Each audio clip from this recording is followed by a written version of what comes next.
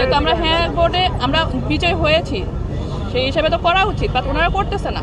এখন এটা ওনারা কবে করবে, ওনারা কি ডিসিশন নেবে, ওনারা একজন এক এক কথা বলতেছে।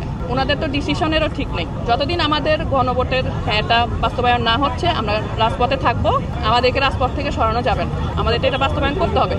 রায়কে অবজ্ঞা করেন আপনারা, যদি সংসদে বসে 2/3 আসন পাওয়ার পরে আপনাদের গণরায়কে অপেক্ষা করে, জনগণের রক্তকে উপেক্ষা করে এমন কিছু করতে চান, তাহলে বাংলার জনগণ তো বসে থাকবে না। বাংলার জনগণ রাস্তায় আসবে।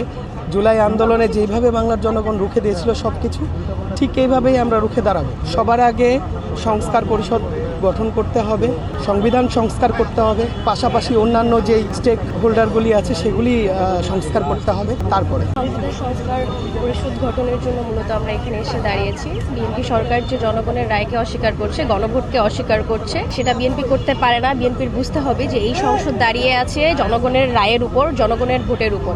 দীর্ঘ 17 বছর পর বাংলাদেশের জনগণ বিএনপিকে অনেক সুন্দর, বিএনপিকে না শুধু বাংলাদেশের জনগণ তাদের বাংলাদেশের মানুষকে অনেক সুন্দর একটি নির্বাচন উপহার দিয়েছে, একসাথে গণভোট উপহার দিয়েছে। সেই জায়গার মধ্যে হ্যাঁ জয়যুক্ত হয়েছে। এখন তারা সংসদে বসার পর তাদের মনে হচ্ছে যে গণভোটের রায় তারা মানে না, গণভোটের রায় তারা মানবে না, গণভোটের এটা তাদের পছন্দ না, ওইটা তাদের পছন্দ।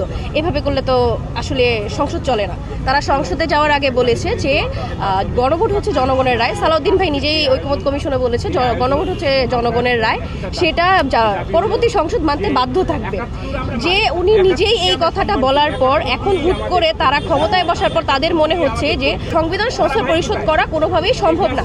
এটা যদি তারা মনে করে থাকে বা পরবর্তীতে এখন নেক্সট অধিবেশন হবে বাজেট নিয়ে, এরপর চিন্তা ভাবনা করা হবে। কেন চিন্তা ভাবনা করা হবে? আপনাদের চিন্তা ভাবনা করার জন্য 3 মাস সময় দিয়েছে বাংলাদেশের জনগণ। নভেম্বর থেকে শুরু করে ফেব্রুয়ারি পর্যন্ত আপনারা সময় পেয়েছেন। আপনারা নিজেরা হেয়ার ক্যাম্পিং করেছেন। এত কিছু করার পর এখন বাংলাদেশের মানুষের সাথে যেই 2 নম্বরই আপনারা করতে চাচ্ছেন, যেই বেইমানি আপনারা করতে চাচ্ছেন, সেটা আপনারা করতে পারেন না। আমি বলবো আমাদের জায়গা থেকে সরকার তারা এটা নিয়ে চিন্তা করবে বা এটা করবে, তাদের চিন্তা করার সময় শেষ। তাদের এখন রায় দিতে হবে। আমাদের যে সংবিধান সংস্কার পরিষদটা সেটা গঠন করতে হবে, সেখানে বিএনপিরও 2/3 থাকবে। সেটা নিয়ে তো আমাদের কোনো সমস্যা নেই। তাহলে এই পরিষদ গঠনটা কেন হচ্ছে না? এইটা গঠন হওয়াটা খুব জরুরি। আশা করি সরকার এটা খুব অতি শীঘ্রই গঠন করবে।